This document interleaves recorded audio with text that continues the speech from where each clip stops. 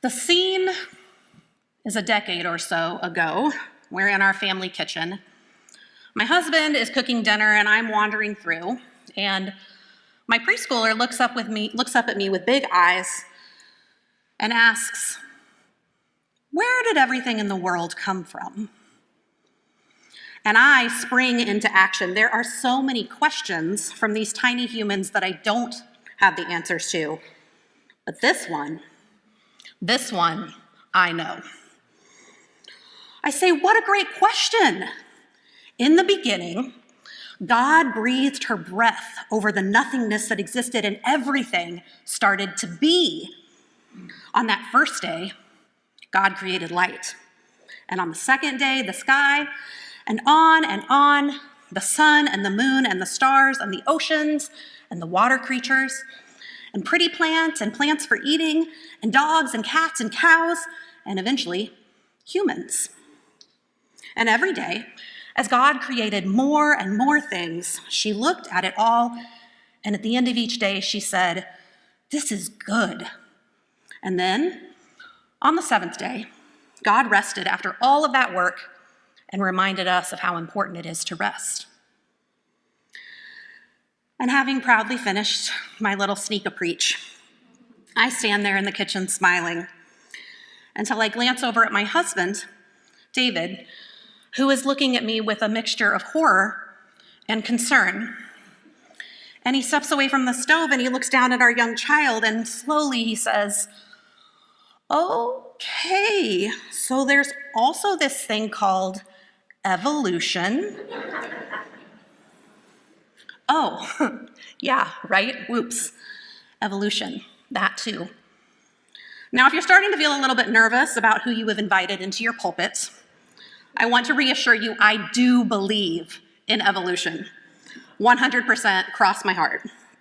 And after David said that, I started to blubber like, "Oh, of course, yeah, evolution. Yep, absolutely. That's so important and also so very true. Let's talk about evolution."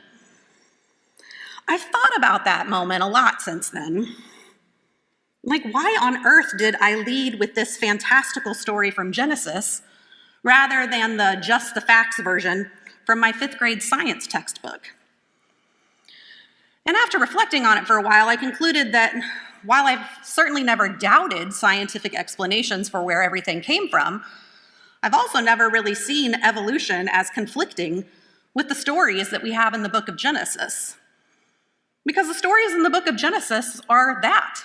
They're stories. And even if you have a cursory read of the first 2 chapters, you'll find that we have at least 2 very different explanations for how everything came to be. So clearly, none of this was meant to be the only truth. Someone once told me that reading the book of Genesis, looking for scientific answers, is about as ridiculous as consulting a book of poetry if you're looking for a recipe. When you want to bake a cake, you don't go and grab a book of sonnets off your bookshelf, right? You find a cookbook, of course. That's what it's designed for. Scientific explanations for how everything came to be are not what we're going to find if we go and look in the book of Genesis. Facts are a very good thing. I'm not sure which day God created them on, but I feel confident that God would say that facts are good. And facts are also not the only kind of truth available to us. I think what I was doing that day in the kitchen when I answered my kids' question was attempting to impart truths that feel really important to me. Truths like God as the source of our being, that all of creation is good, that there's meaning in our existence, and that Sabbath is the crown jewel of creation. All of those things can be true, even if the story in Genesis 1 isn't factually accurate. That's the beauty of stories.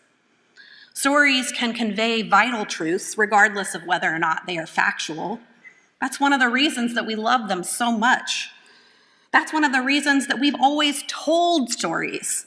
We've told them around campfires, on pieces of parchment paper, in glowing tubes, in giant cabinet televisions, for those who remember those.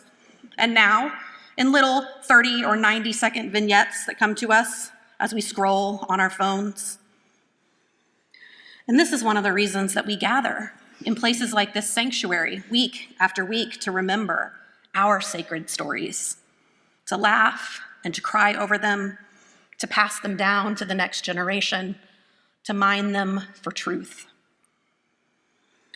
When Michael graciously invited me to come and preach today, he mentioned that in addition to celebrating his installation as your pastor, you would also be kicking off your new year of activities and starting on a new adventure together following the narrative lectionary.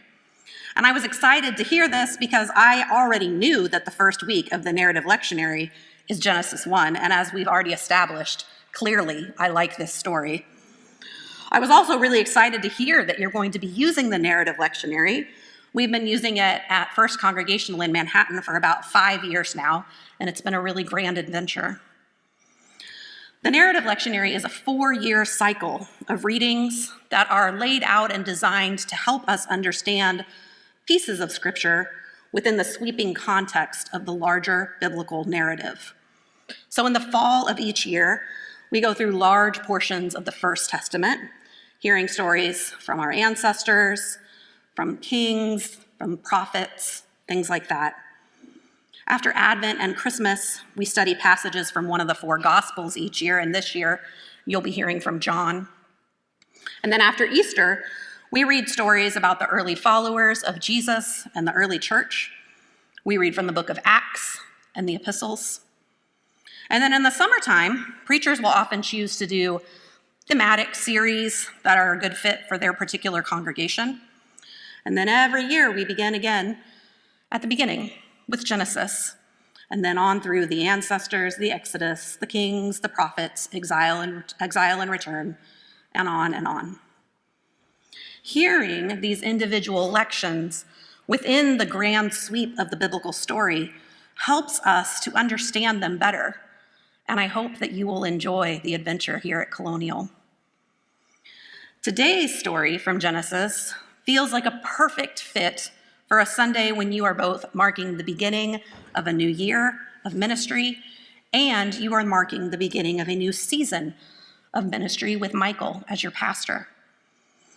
While we've already established that Genesis is not a great place to go for facts, it is a great place to go for truth. And so on this Sunday of New Beginnings, I wonder what we might learn from this very, very old story about how to begin. And I'd like to offer 3 possibilities. First, beginning and becoming are rarely linear. A lot of beginnings are also endings, too. And most endings are also beginnings. We sometimes don't realize that at the time. This week I was listening to 2 of my favorite biblical scholars, Rabbi Amy Robertson and Dr. Bobby Williamson, and they were discussing this passage, and they noted something I'd never really thought about before. They noted that for humans in this story, the 7th day of creation is actually their first day of existence. Humans don't enter the story until the 6th day, pretty late in the grand scheme of things. Perhaps that's to remind us that we are dependent on everything that comes before to sustain us, or that we aren't quite as important as we often think. And perhaps it is also so that the very first thing that we humans get to experience in this world is the crown jewel of creation, the day of Sabbath. Rather than working and working and working so that we can earn a day of rest, or resting only if we get everything else done first, what if we saw Sabbath as the first thing, the thing that comes before everything else? What if we saw it as the thing that enables everything that happens on the other 6 days, the source of our being, the place that gives birth to everything else in our lives? Wouldn't that be a wonderful way to begin. A second gleaning about how we begin. In this story, we begin together. Over and over again in this story, we see that people, animals, plants, and all of creation, we are meant to begin together. We see that things are created in pairs and groups. We see complementary entities created at the same time, the sky and the earth beneath, the water and the land, the sun and the moon and the stars. All of it exists within community. And even more, we see that creation is not just a one-time thing. As God creates, she weaves creation in such a way that every bit of it is meant to join in the fun. Plants, we're told, are created with seeds so that they can sow new life through germination. And the lights in the heaven, they're there to help track the days and the weeks and the months and the years that go on and on and on. Animals are told to be fruitful and multiply, and humans are told to live in communion with all creatures on the earth. From the very beginning, this is not a one-man show. It is a mighty chorus of life, creating again and again and again. We are created to be co-creators with God and with all of creation. We are meant to begin together. Finally, we begin in awe and gratitude. On the podcast I was listening to this week, Amy and Bobby turned me on to something else I had never fully realized before. When God creates the sky on day 2, the primordial waters of chaos in verse 1 continue to exist above and below the dome of the firmament. So bear with me for a second so you can visualize this together.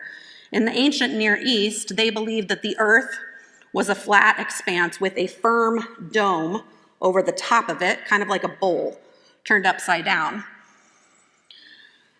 Up top, there's the sky. And in this particular story, on the second day of creation, God put that dome there to divide the chaotic waters of the deep that were named in verse 1. So the dome keeps the waters above and below, essentially creating just this little cocoon of safety where creation can flourish. It's just a sweet spot, one little small, miraculous, livable space. There is so much in our lives that we take for granted. How often do we actually stop to ponder what a miracle it is that we're here at all? In the 21st century, we know, at least I hope this is not a spoiler, there's not a bowl over the top of us. But we still look up and we ponder the vast expanse of the sky and the worlds that exist out there, the whole cosmos stretching out beyond our comprehension. So many places out there that are uninhabitable for us. But here we are on this tiny, spinning blue marble in space. Just this little sweet spot, a little cocoon that sustains human life. That is, if we manage to care for it and keep it safe. What a miracle that we exist at all. What a miracle that we are able to wake up day after day and breathe this air around us. What a miracle that we are given the gift of beginning again and again and again. And what a miracle that we are not alone. We are accompanied by that force of love that exists within and beyond all of our facts and figures, who moves in and through all of the stories that we humans tell. The one who is not afraid of the dark, but says, "Let there be light," and calls it all good.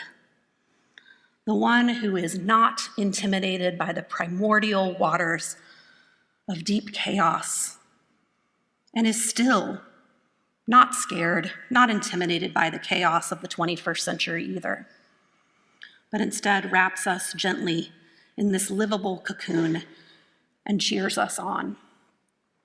And so we begin in awe and in gratitude. Shall we?